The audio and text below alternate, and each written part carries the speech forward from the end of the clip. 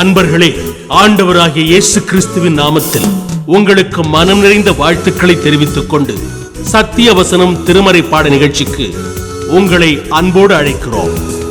சத்திய வசனம், இது தேவனின் வசனம். நாம் சோர்ந்து போகையில் கரம் கொடுக்கும் நம் தேவனின் வசனம், நம் தேவனின் வசனம். அவர்கள் ஆண்டவராகிய இயேசு கிறிஸ்துவனுடைய புண்ணிய நாமத்தினாலே சத்திய வசன நிகழ்ச்சியை காண்கின்ற உங்கள் ஒவ்வொருவரையும் ஆண்டவருடைய நாமத்திலே வாழ்த்தி வரவேற்கின்றோம். இந்த ஊழியங்களுக்காக நீங்கள் பிரார்த்தனை செய்யுங்கள்.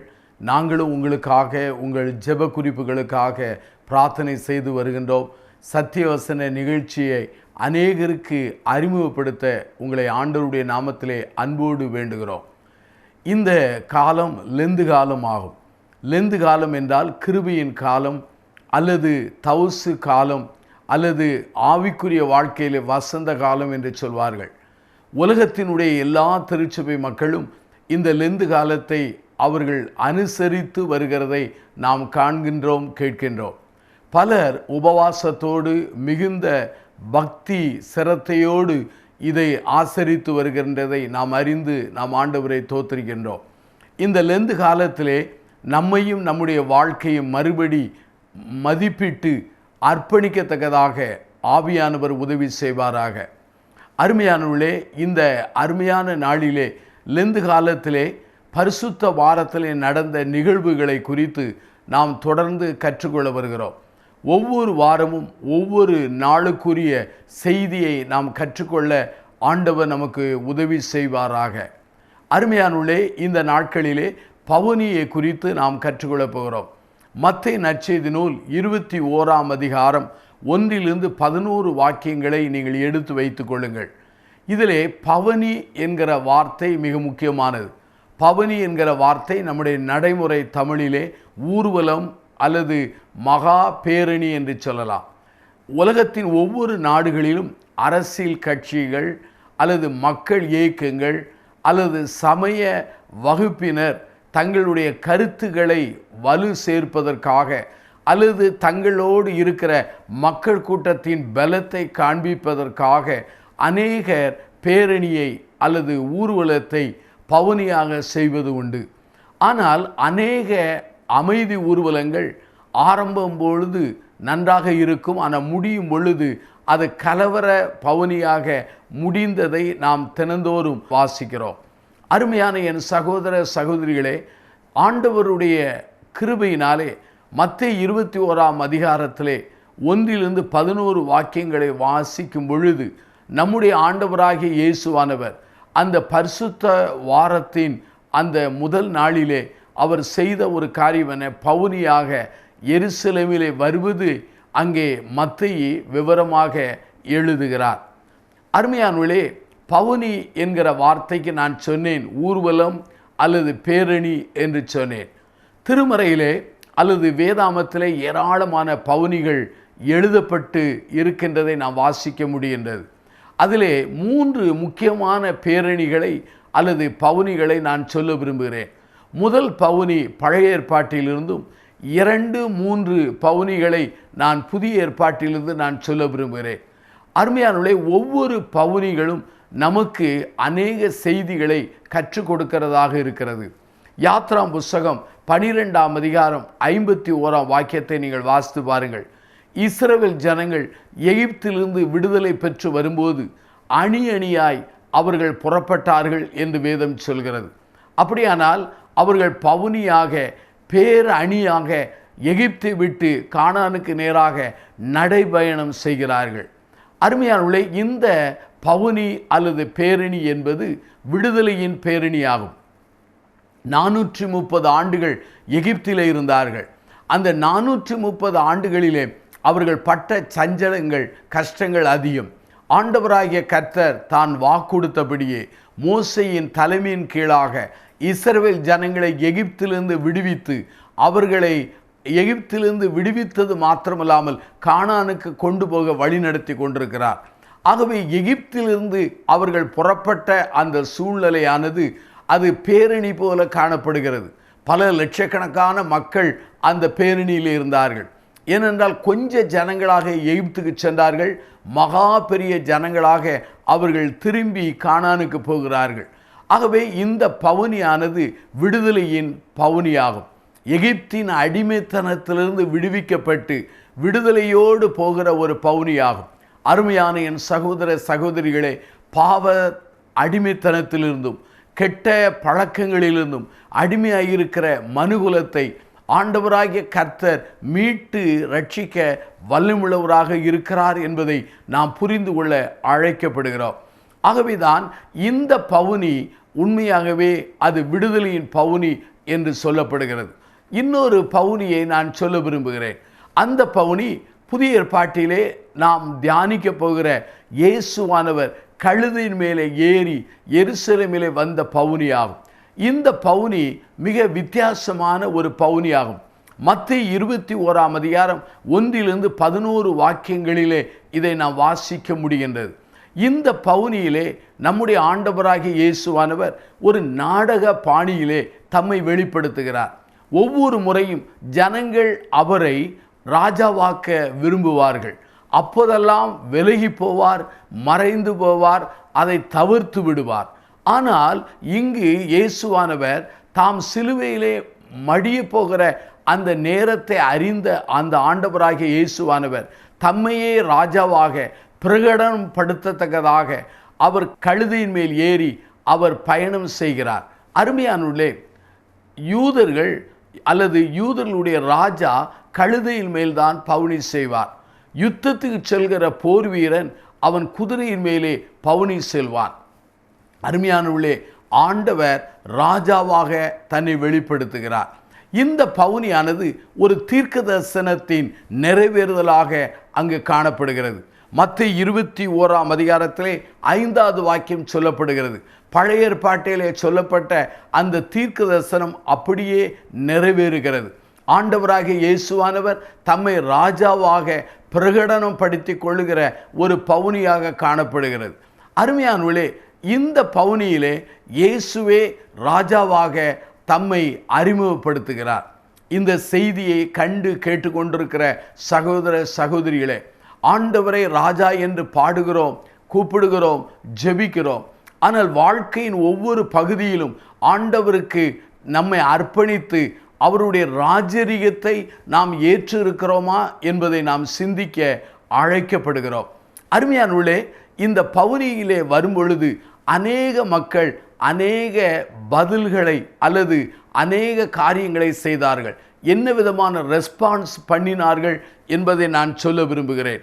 முதலாவதாக அங்குள்ள மக்கள் அவரை எவ்வாறு அறிமுகப்படுத்தினார்கள் அல்லது அவரை கவனித்தார்கள் என்றால், உண்மையாகவே ரெட் கார்பெட் போல அல்லது சிறந்த மரியாதையோடு அவரை வரவேற்றார்கள். மத்தேயு 21ஆம் அதிகாரத்திலே 8வது வசனத்தை 9 பாருங்கள். திரளான ஜனங்கள் தங்கள் வஸ்திரங்களை வழியிலே விரித்தார்கள், வேறு சிலர் மரக்கிளைகளை தரித்து வழியிலே பரப்பினார்கள் என்று சொல்லப்படுகிறது. ஆகவே அருமையானவர்களே, இங்கே மக்கள் அவரை ராஜ மரியாதையோடு வரவேற்றதை பார்க்கிறோம். சீடர்கள் ஆண்டவருக்கு இதை எப்படி செய்தார்கள் என்றால், அவர் கழுதையும் கழுதை குட்டியும் அவிழ்த்து வரும்படி சொன்னார். அப்படியே அவிழ்த்து கொண்டு வருகிறார்கள். அப்படியானால் இந்த பவுனிக்கு முன்பாக சீடர்கள் தங்களுடைய கீழ்ப்படுதலை அவருக்கு கரிசனையாக அங்கு வெளிப்படுத்தினார்கள். ஜனங்கள் ஆண்டவரை துதித்தார்கள். பாருங்கள், சீடர்கள் கீழ்ப்படுதலை வெளிப்படுத்தினார்கள். மக்கள் ராஜ மரியாதையோடு அவருக்கு கனம் பண்ணினார்கள். மக்கள் அவரை தாவீதின் குமாரனே ஓசனா என்று ஆர்ப்பரித்தார்கள். ஆகவே துதியினாலே அவரை மகிமைப்படுத்தினார்கள். ஓசனா என்றால் பொருள் என்ன? ஆண்டவரே, இப்போதே எங்களை ரட்சியும் என்று பொருளாகும். இஸ்ரவேல் ஜனங்கள் சொல்லுகிற இந்த ஆரவாரமானது உண்மையாகவே துதி போல் காணப்பட்டாலும் அது ஒரு அபய குரல் அல்லது ஆபத்திலிருந்து விடுவிக்கும்படி கூறுகிற ஒரு குரலாக காணப்பட்டது. ஏனென்றால் இஸ்ரவேல் மக்கள் உண்மையாகவே அங்கே ரோமருடைய பிடியில் இருந்தார்கள். ரோமருடைய அடிமைத்தனத்திலிருந்து தங்களை விடுவிப்பதற்காக தாவீதின் குமாரனான மேசியா வருகிறார் என்கிற நிலையிலே புரிந்துதான் ஓசனா என்று சொன்னார்கள். அவர்கள் எதிர்பார்த்தது உண்மையாகவே அரசியல் ரீதியான விடுதலை எதிர்பார்த்தார்கள். ஆனால் ஆண்டவர் அவர்களுக்கு தரப்போகிற விடுதலை நித்தியமான ஆன்மீக விடுதலையாக காணப்படுகிறது. மக்கள் எதிர்பார்த்தது ஒருவேளை உலக பிரகாரமான ஒருவேளை தற்காலிக விடுதலை எதிர்பார்த்தார்கள். ஆனால் ஆண்டவர் கொடுக்கிறது நித்தியத்துக்குரிய தலைமுறைக்குரிய அந்த விடுதலையை அங்கு தருகிறக்கூடிய சூழ்நிலையிலே அவர் வந்தார். அருமையான என் சகோதர சகோதரிகளை, நீங்கள் புரிந்து கொள்ள வேண்டும். இந்த 2வது பவுனியிலே ஆண்டவர் ராஜாவாக தம்மை வெளிப்படுத்துகிறார். உடனே அங்குள்ள மக்கள் இவர் யார் என்று கேட்டார்கள். ஏனென்றால் ஆண்டவராகிய இயேசுவை குறித்து அவர் வாழ்ந்த பகுதியில் உள்ள மக்களுக்கு தெரியும். ஆனால் பஸ்கா பண்டிகையின் காலத்திலே குறைந்தது 2.5 மில்லியன் மக்கள் அந்த எருசலேமிலே கூடுவார்கள். உலகத்தின் ஒவ்வொரு பகுதியில் அவர்கள் வந்து கூடுவார்கள். ஆகவே அப்படி கூடும் பொழுது இந்த இயேசு யார் என்று சொல்லி அறிந்து கொள்ளத்தக்கதான ஒரு சூழ்நிலை அங்கு காணப்பட்டது. அருமையானவர்களே, இந்த 2வது பவுனியா என்பது இயேசு தன்னை ராஜாவாக வெளிப்படுத்துகிற ஒரு பவுனியாகும். 3வது ஒரு பவுனியை நான் சொல்ல விரும்புகிறேன்.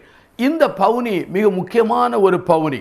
வெளிப்படுத்தல் விசேஷம் 7ஆம் அதிகாரம் அங்கே 9வது வாக்கியத்தை பாருங்கள்.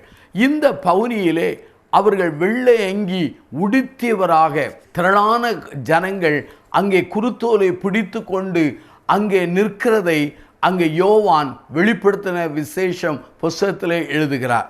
அங்கே நீங்கள் வாசிப்பீர்களானால் இந்த 7ஆம் அதிகாரம் மிக முக்கியமான ஒரு அதிகாரமாகும். இந்த அதிகாரத்திலே யூத மக்கள் ஒவ்வொரு கோத்திரத்திலும் 12,000 பேர் என்றும், புற மக்களிடத்திலிருந்து எண்ணிக்கைக்கு அடங்காத மக்கள் அவர்கள் காணப்பட்டதாக வேதவசனம் சொல்கிறது. வெளிப்படுத்தல் 7ஆம் அதிகாரம் 9 பாருங்கள். அங்கு சகல ஜாதிகளிலும் கோத்திரங்களிலும் ஜனங்களிலும் பாஷைக்காரில் வந்ததும் ஒருவனும் எண்ணக்கூடாதமான திரளான கூட்டம் என்று அங்கு யோவான் எழுதுகிறார். அப்படியானால் புறமக்கள் மத்தியிலிருந்து வருகிற மக்கள் எண்ணிக்கை கடங்காத மக்கள். இந்த மக்கள் பவுனியாக திரள் கூட்டமாக காணப்படுகிறார்கள். இவர்கள் குருத்தோலை பிடித்திருந்தார்கள், வெள்ளை அங்கி உடுத்தியிருந்தார்கள். அங்கே யோவானுடைய அந்த புஸ்தகத்திலே நாம் காண முடிகிறது. வெளிப்படுத்தல் 7ஆம் அதிகாரம் 14 நீங்கள் வாசித்தால் இவர்கள் யார்? உண்மையாகவே ஆட்டுக்குட்டியானுடைய இரத்தத்திலே தங்கள் வஸ்திரத்தை தோய்த்தவர்கள். அதே சமயத்திலே உண்மையாகவே உபத்திரத்தின் வழியாக அவர்கள் ஆண்டவரை சேவித்தவர்கள் என்கிற பொருள் வருகிறது. ஆகவே தான் அருமையானவர்களே, மிகுந்த உபத்திரத்திலிருந்து வந்தவர்கள் என்று யோவான் எழுதுகிறார். இந்த 3வது பவுனி புறமக்கள் மத்தியிலே வருகிற பவுனியை சொல்லப்படுகிறது.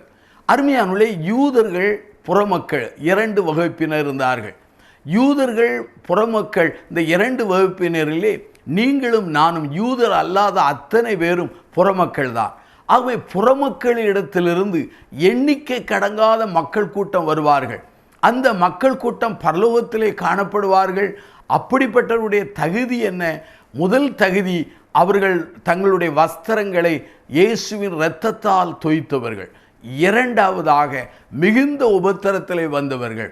அருமையான என் சகோதர சகோதரிகளே, ஆண்டவராகிய இயேசுவின் இரத்தத்தினால் கழுவப்பட்டு மிகுந்த உபத்திரத்தின் வழியாக ஆண்டவரை சேவித்து ஆண்டவர் அண்டையிலே வருகிற அவருடைய மக்கள் கூட்டங்கள் பரலோகத்திலே திரளான கூட்டமாக பவுனியாய் காணப்படுவார்கள் என்பது திருமறையின் உண்மையாகும். இந்த அருமையான செய்தியை கேட்டுக்கொண்டிருக்கும் பொழுது அருமையானவர்களே, உங்கள் முன்பாக 3 பவுனிகளை முன்னிறுத்த விரும்புகிறேன். முதல் பவுனி, அங்கு எகிப்திலிருந்து இஸ்ரவேல் ஜனங்கள் கானானுக்கு விடுதலை நோக்கி வந்த பவுனி. அது விடுதலையின் பவுனி. அந்த பவுனியை நீங்கள் சிந்திக்கலாம், தியானிக்கலாம், கற்பனை பண்ணலாம், அதை யோசிக்கலாம், அதை நீங்கள் தியானித்து அதை ஆராய்ந்து பார்க்கலாம். ஆனால் அந்த பவுனியிலே நீங்கள் கலந்து கொள்ள முடியாது. ஏனென்றால் அது முடிந்த ஒரு பவுனியாகும். இரண்டாவது பவுனி மத்தேயு 21 சொல்லப்பட்ட அங்கே நம்முடைய ஆண்டவராகிய இயேசுவானவர் அங்கே கழுதையின் மேல் வந்த பவுனி, தன்னை ராஜாவாக வெளிப்படுத்துகிற அந்த பவுனியை நாம் சிந்திக்கலாம், தியானிக்கலாமே தவிர அந்த பவுனியிலும் நாம் கலந்து கொள்ள முடியாது. இன்றைக்கு உலகத்தினுடைய ஒவ்வொரு திருச்சபை மக்களும் குருத்தோலை ஞாயிறு அன்று குருத்தோலையை பிடித்து கொண்டு அவர்கள் ஊர்வலமாக ஆலயத்தை சுற்றி தெருக்களிலே பவுனி வந்து அந்த மத்தேயு 21 சொல்லப்பட்ட அந்த பவுனியை ஞாபகப்படுத்துகிற வண்ணமாய், நினைவூறுகிற வண்ணமாய் அதை செய்து கொண்டிருக்கிறார்கள். ஆனால் இந்த மத்தேயு 21 உள்ள பவுனியிலும் நானும் நீங்கள் கலந்து கொள்ள முடியாது. நாம் கலந்து கொள்ளக்கூடிய எதிர்கால பவுனி என்ன? அது வெளிப்படுத்துகிற 7ஆம் அதிகாரம்தான். அந்த பவுனியிலே நானும் நீங்களும் காணப்பட வேண்டும் என்று ஆண்டவராகிய இயேசுவானவர் விரும்புகிறார். அந்த பவுனியிலே நானும் நீங்களும் காணப்பட வேண்டும் என்றால் 2 தகுதி வேண்டும். ஒன்று, இரத்தத்தால் கழுவப்பட வேண்டும். யாருடைய இரத்தத்தால்? ஒரு மிருகத்தின் இரத்தத்தால் அல்ல, ஒரு ஆட்டுக்குட்டியின் இரத்தத்தால் அல்ல, தேவனுடைய ஆட்டுக்குட்டியாகிய இயேசுவின் இரத்தத்தால் கழுவப்பட்டு மிகுந்த உபத்திரத்தின் வழியாக வரும் பொழுது அல்லது வாழும் பொழுது இந்த பவுனியிலே கலந்து கொள்ளக்கூடிய ஒரு கிருபையை பெறுகிறோம். அருமையான என் சகோதரனே, சகோதரியே, இந்த செய்தியை கேட்டு கண்டு கொண்டிருக்கிற என் நண்பரே, ஆண்டவரின் ஊழியன் என்கிற முறையிலே உங்களுக்கு சொல்கிற செய்தி என்ன? அந்த யாத்ராமத்தில் உள்ள பவுனியிலும் நீங்கள் கலந்து கொள்ள முடியாது. மத்தேயு 21 உள்ளப்பட்ட அந்த பவுனியிலும் கலந்து கொள்ள முடியாது. ஆனால் 3வது பவுனியாகிய அந்த பரலோகத்திலே அந்த பவுனியிலே நீங்கள் காணப்பட வேண்டும் என்று நாங்களும் விரும்புகிறோம். உங்களையும் என்னையும் படைத்த திரியேக தேவனாகிய கர்த்தரும் விரும்புகிறார். நம்முடைய இரட்சகராகிய இயேசுவானவர் விரும்புகிறார். அந்த பவுனியிலே நீங்கள் கலந்து கொள்ள விரும்புவீர்கள் என்றால் நீங்கள் ஆண்டவருக்கு அர்ப்பணியுங்கள், ஆண்டவருக்கு ஒப்பு கொடுங்கள். உங்களுக்காக இயேசுவானவர் மரித்தார், அவர் உயிரோடு எழுந்தார், இன்றைக்கு ஜீவிக்கிறார். உங்கள் பாவத்திற்கும் சாபத்துக்குரிய அந்த தண்டனையும் பலியும் அவர் நிறைவேற்றி விட்டார் என்று நம்பி அவருக்கு உங்கள் வாழ்க்கையை ஒப்பு கொடுத்து வாழும் பொழுது ஆண்டவராகிய இயேசுவானவர் தன்னுடைய விலைமதிக்க முடியாத இரத்தத்தால் உங்களை கழுவி தன்னுடைய பிள்ளையாய் மாற்றுவார். ஆகவே அருமையான உள்ளே, இந்த ஆண்டவருக்கு உங்களை ஒப்பு கொடுப்பீர்களா? இந்த பவுனியிலே கலந்து கொள்ள உங்களை அன்போடு அழைக்கிறோம். பிரார்த்தனை செய்வோமா? ஜீவனுள்ள பிதாவே, இந்த நல்ல நாளுக்காக நாங்கள் நன்றி சொல்கிறோம். சத்திய வசன நிகழ்ச்சியை காண்கின்ற ஒவ்வொரு மக்களையும் நீர் ஆசீர்வதியும். இந்த செய்தியை கண்டு கேட்டுக்கொண்டிருக்கிற மக்களோடு உடைய கரம் இருக்கட்டும். விடுதலையின் பவுனியை ஆண்டவரே நாங்கள் ருசித்தவர்களாக, ஆண்டவரே உண்மையாகவே இயேசுவை ராஜாவாக ஏற்றுக்கொண்ட அனுபவத்தோடு நித்தியத்திலே ஆண்டவரே திரள் கூட்ட மக்கள் மத்தியிலே ஆண்டவரே வெள்ளை ஆடைகளை உடுத்தி குருத்தோலை பிடித்து கொண்டு அவரை ஆர்ப்பரிக்கிற அந்த நம்பிக்கையின் கூட்டத்தோடு நானும் நீங்கள் காணப்பட உதவி செய்யும். ஆண்டவரே, இந்த செய்தியை கண்டு கேட்டுக்கொண்டிருக்கிற ஒவ்வொரு மக்களையும் நீர் ஆசீர்வதியும். அவர்களோடு பரிசுத்த ஆவியானவர் பேசுவீராக, அவர்களை பொறுப்படுத்திக் கொள்வீராக. இயேசுவின் நாமத்தில் பிரார்த்திக்கிறோம் ஜீவனுள்ள பிதாவே, ஆமென். இந்த புத்தகம் பற்றிய விபரங்களுக்கு சத்திய வசனம் அலுவலகத்தை தொடர்பு கொள்ளவும்.